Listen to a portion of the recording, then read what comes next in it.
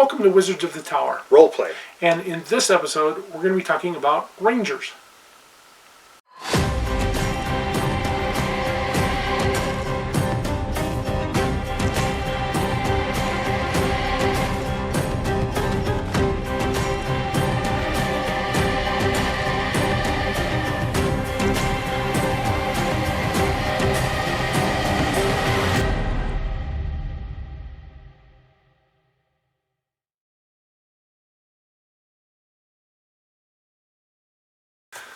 Welcome to Wizards of the Tower. Roleplay. And we're going to be talking about Rangers today in this episode. I think we all have an idea about what a ranger might be, and according to fantasy and playing. But let's talk kind of specifically about rangers. Delaney says that quite often she likes to play rangers, and they're a really great class. The first character I played in D&D was a ranger. I've played a lot of Rangers in my life, through all the many editions of gaming. Let me ask you just a technical question about that. What race do you think works better as a ranger? Well, that's a tricky question. Because in first edition, you could only be human or half-elven. Oh, okay. You couldn't be an elf, you couldn't be dwarf, you couldn't be halfling, gnome, half-orc. Yeah. Nowadays, you can be any race. So what race works best? Well, in my opinion, I like playing humans and half-elf and elven rangers. To me, they tend to me make the best. That doesn't say that you can't be a dwarf or a halfling or a gnome or even a half-orc or even a tiefling. Well, I mean, there are certain racial bonuses that you get, maybe to dex or to stealth, right, or to combat or archery, two-weapon fighting, one other. That may make it a little more advantageous to play that race when you play a ranger. You want to be a little stealthy. You want to have a little weapon proficiency, that kind of thing. So you want to be dexterous. You want to have a decent con. Yeah. So that way your hit points are good and your saving throws are better. Yep. You want to have a decent strength. So that way you can do more damage or hit better or carry more. But you also need to have a high intelligence and a high wisdom as well. Sure. So what are rangers then? So we have the idea of fantasy, and a lot of that, I think, comes from Tolkien, right? Because we've got our most famous Tolkien rangers, Aragorn, of course, who's a Dunedain, a man of the north and man of the west, a descendant of the Númenóreans. But we also have kind of another ranger in the Lord of the Rings, and this is one I wasn't quite certain of until I started reading Return of the King, and that's Faramir. Yeah, Faramir was a ranger. Yeah, Faramir was a ranger, and he had a whole squad, a whole company of rangers, the Ithilien Rangers, who were from the old grove of Ithilien before Mordor had kind of ruined the place by taking part of it over.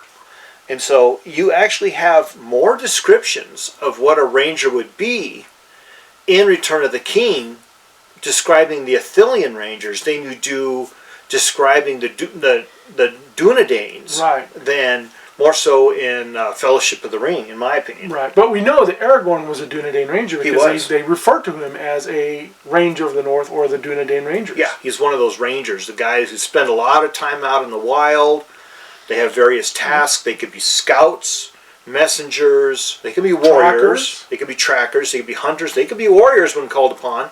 Healers even, but their main function was basically to range over the countryside, to scout. Yeah, do recon, to gather intelligence, to that sort of thing.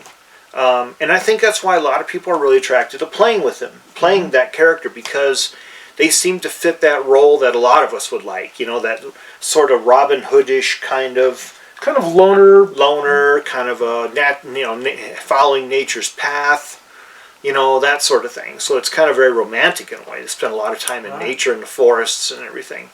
Yeah, absolutely.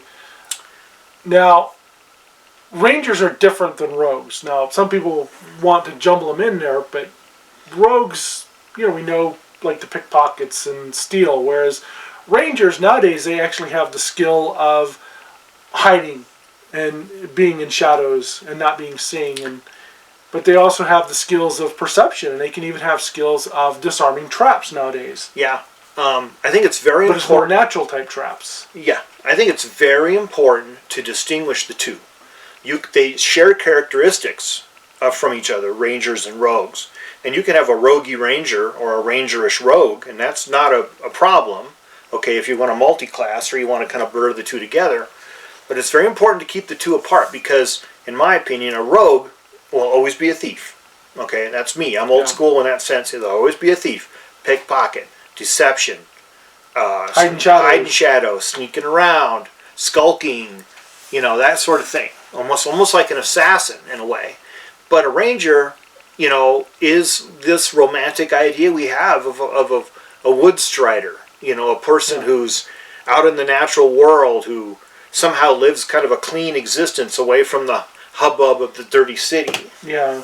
Even kind of a special forces type strike force if you needed one. Well, sure. That would be the company of the Ithilien Rangers, where they were more like a special operations group, operating against Mordor in the field for weeks and weeks on end. Mm-hmm. That's kind of how you get this, this idea of Rangers. Right.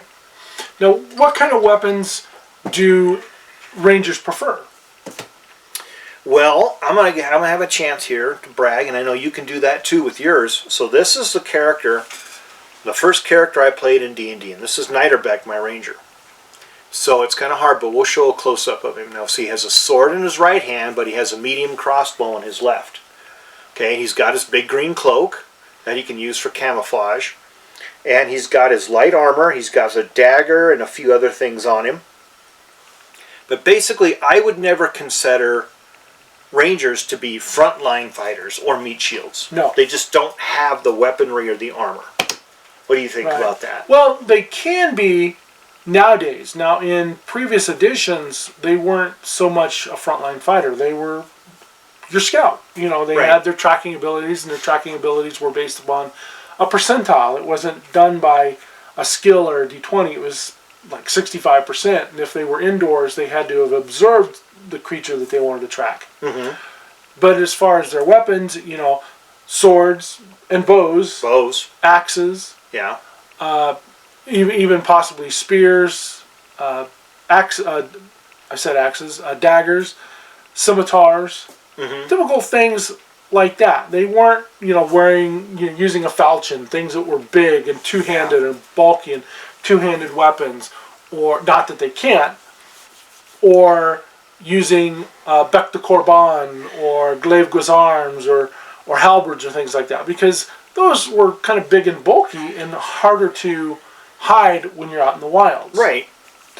Would something like that, would a big polearm beside a spear would be useful, but would a big giant polearm be useful in the thick brush of a forest? It would be really difficult to get around while dragging this 12-foot pike, as you're working your way through the forest. Right. They use arrows, bow and arrows, crossbows, usually light or medium crossbows, not heavy, mainly because it takes a full turn to reload a heavy crossbow. Yeah. Now this was a ranger character. I didn't actually paint this, and we'll do close-ups of these. This is a ranger, a friend of mine, a friend of ours. Yeah. Painted for me, and I think painted this one too. And she's got her sword, and she's got her long sword, and she's sneaking, and he did a really great job of mounting and basing this. Yeah, excellent job. Got her arrows. This is a Reaper mini, and that's also a Reaper mini. Yeah, it's back when they had a lot of detail on their minis. Metal minis. She's just a really cool mini, and a few people have used it and kind of banged it up a little bit, and I'd rather not use them. But but that's typically the kind of preferred weapons. Crossbows. Medium crossbow maybe, a large crossbow is a little bit too slow for them. Mm-hmm. A regular bow, whether it be a short bow, long bow, composite bow, composite long bow, would be more adept for the ranger. Yeah. There's a lot of advantages that rangers would have. Spending time in the forest, they would have like woodland stride. They would have favorite enemy. They would have tracking abilities. They would have hunting abilities. There's an advantage I think that they have in Pathfinder now where you get a bonus to hunt animals that you've hunted before. Yeah. So if you hunt it once, then the next time you hunt it, you get a bonus against it because you have hunted it already, so you should be able to find it more often. Tracking ability too is like that, following tracks. You have favored terrain is another one. Everybody always talks about favored terrain. Do I get bonuses when I'm in a forest, or do I get bonuses when I'm in a desert? Do I get bonuses when I'm in the mountains? That sort of thing. Rangers have favored terrain. Now, those are relatively new abilities and skills compared to what they used to have. Now, let's since we hit upon weapons, we'll come back to the skills here in just a moment. But armor, what kind of armor was preferred? In first edition, a ranger could actually wear any kind of armor, but they got bonuses if they wore light to medium type armor. Yeah. You know, that doesn't say you couldn't wear plate mail. It's just you couldn't track as well, and you made a lot of noise and your movement.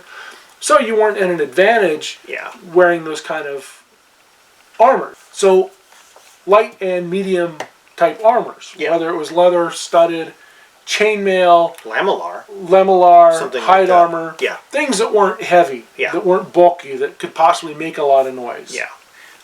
I always tend to think, and when you see the Reaper figures, they always have like a combination of a little bit of chainmail, or studded leather, a lot of studded leather, different leather strips, maybe some kind of banded mail, something that's high mobility. Right. So that they're not slowed down, yet they get a modicum of protection, yet there also has to be, quiet, and also a little bit of concealment. Rangers almost always typically have this big long green cloak they can throw over their shoulders and crouch down and hide themselves. And I think we kind of get that from Tolkien also, their green cloaks and their soft shoes. Brown cloaks. Or brown cloaks, or gray even, depending.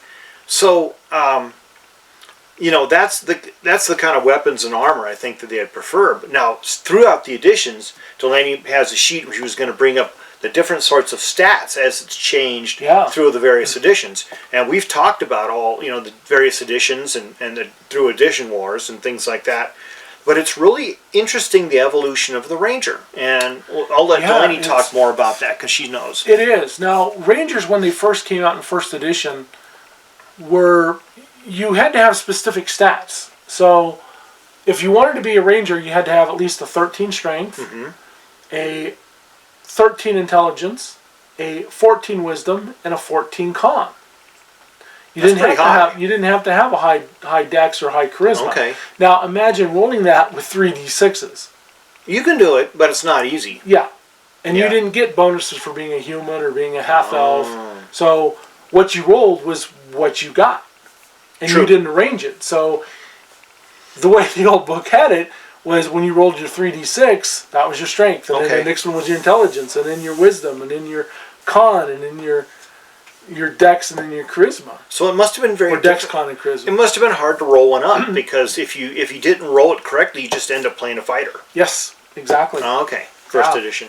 So it made it tougher. So that when Rangers, you didn't have a ton of Rangers, and in fact, you couldn't have more than 3 Rangers associated in the same location as each other. So they were very, very... Why is that? I don't, that's kind of crazy why they did it. I think they wanted them to be, 1, rare, and 2, always out on a mission, and 3, not congregating and not doing their job. Gotcha. Okay. Yeah. Okay. And then when it came to alignment, they had to be good. They either could be lawful good, neutral good, or chaotic good, but they had to be good. And if you broke your alignment, then you lost your Ranger's abilities. Okay. I can see that. Yeah. Races, you could only be human or half-elven. Later on, they jumped that up to human, half-elf, and elf.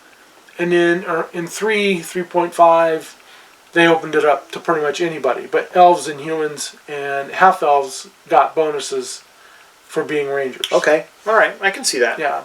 Nowadays, when you see Pathfinder, their character that they have for each one of the classes, their dwarf is a Ranger. Yeah. I can't see that. I'm sorry.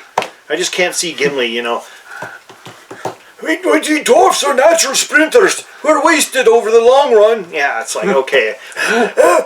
Yeah, I just can't see it. Yeah. Yeah, maybe as a tunnel fighter, but... Yeah. But, a scout in the tunnel. But nowadays, people are playing halfling Rangers, which wouldn't be bad because they're harder to spot. True. Gnomes, half-orcs. I saw that we had a really cool figure for a halfling ranger over there, a female halfling ranger. Yeah. A really cool figure.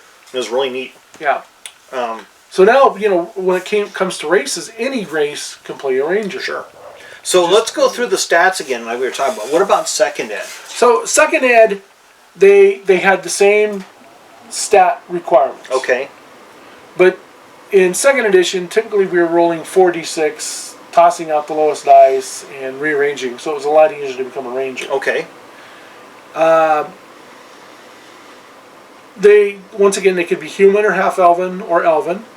The difference for everything else, for all the other editions, is you didn't have the stat requirements. Yeah. So it was however you wanted. You could have a ranger with a 10 strength or a 10 con or a 10 intelligence. Man. It didn't really matter. That just seems so odd that you would try to play a ranger with disadvantages.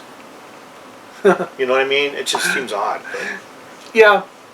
And then, and like I said, once again, Pathfinder and everything else had that same. So it didn't matter. When it came to the hit points, first edition Rangers had 2d8 at first level. Okay.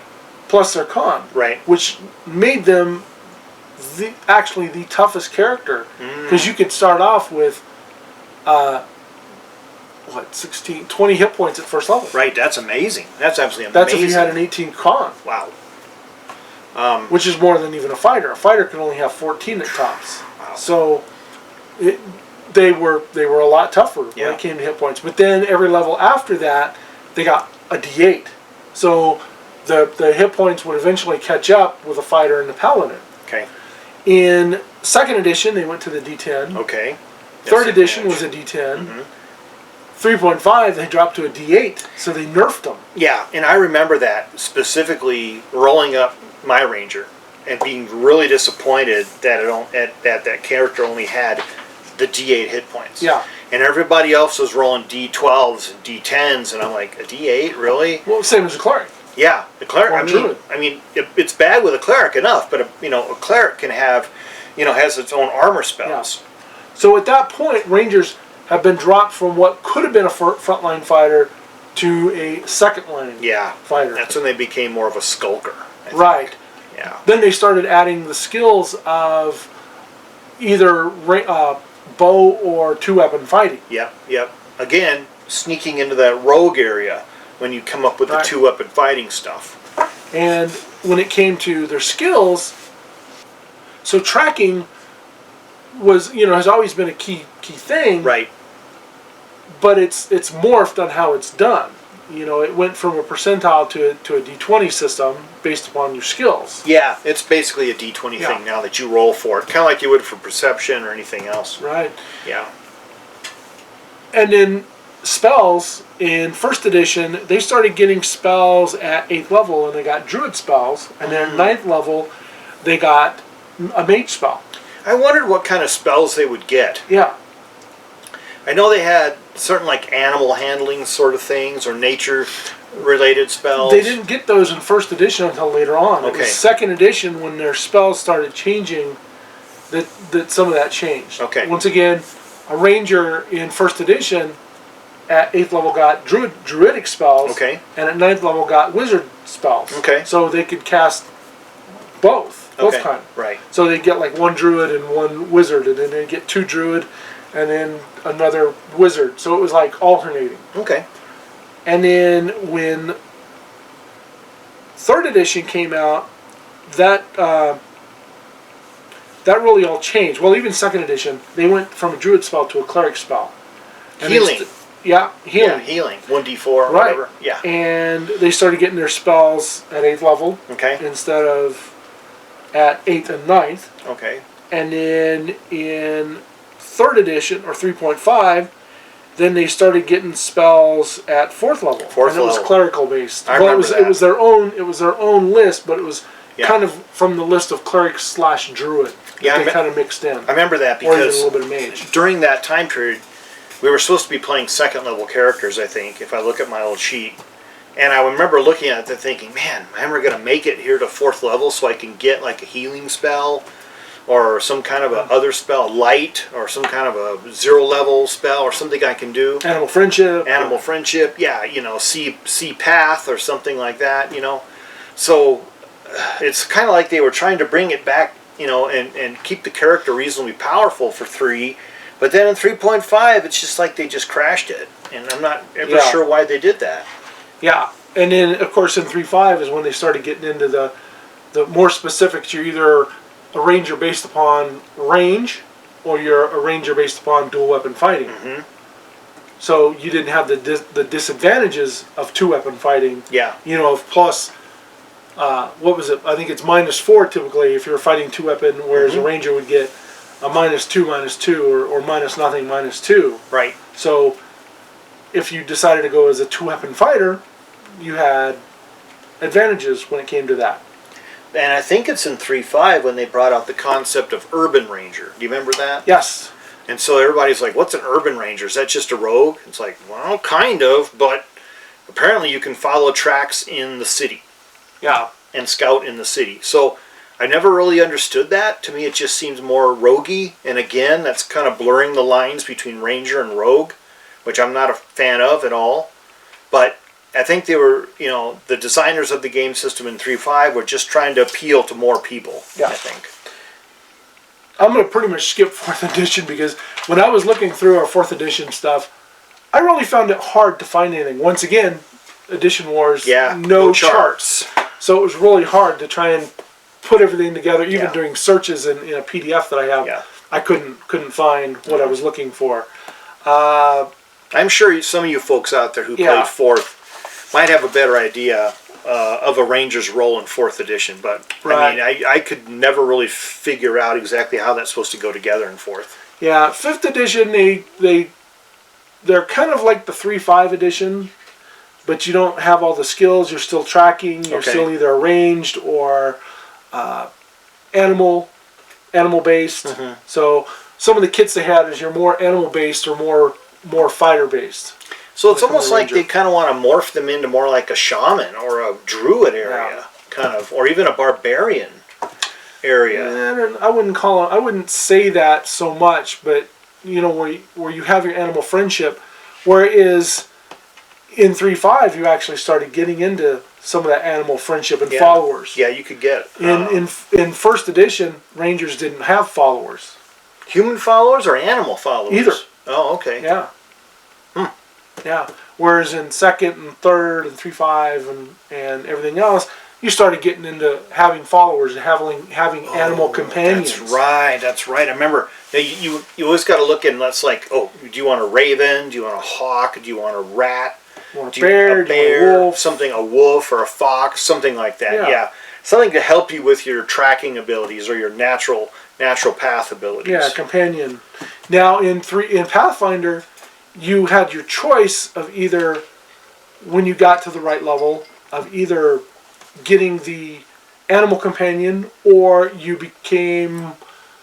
started giving bonuses to your party instead. Okay. You could forego an animal companion and give your bonuses to your party members. Okay. Which could be a great thing. I gotta confess, I haven't played that ranger area for so long. Yeah. Mainly because of what went bad in 3.5 when they nerfed it down to a D8.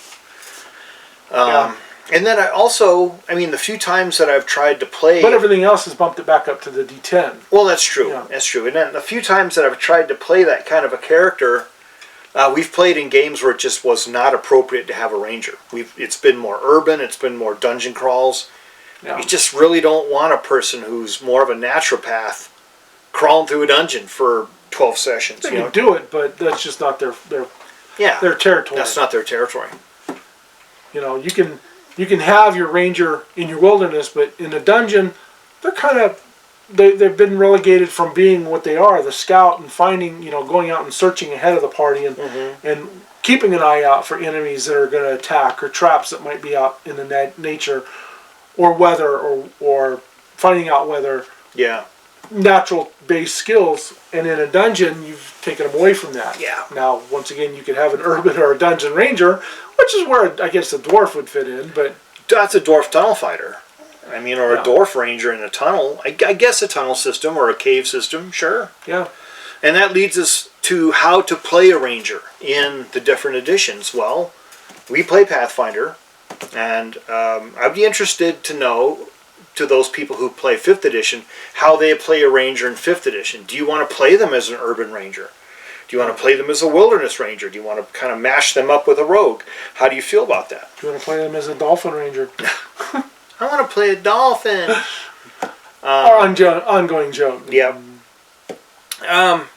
To me, if I was going to play another ranger, I would definitely set it as a wilderness ranger, just because I like that kind of wilderness aesthetic. It just goes well with how I think about it. In fact, the last ranger I played, I actually multi-classed her as, she was elven, but I multi-classed her as a fighter.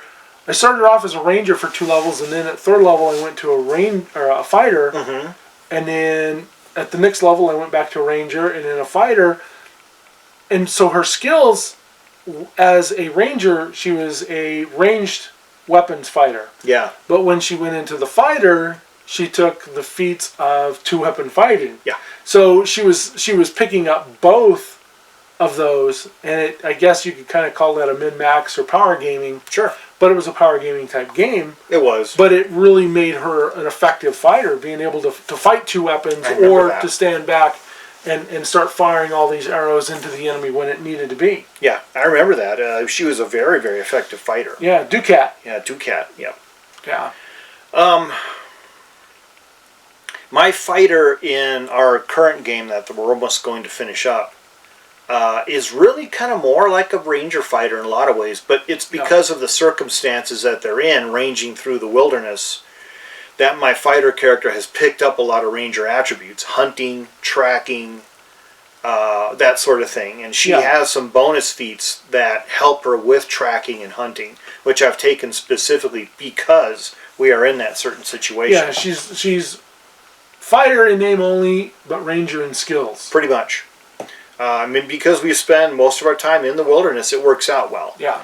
So I'd be interested to know from people who see our channel what you think about playing a ranger in a campaign where maybe the ranger wouldn't really fit that well, like an urban campaign.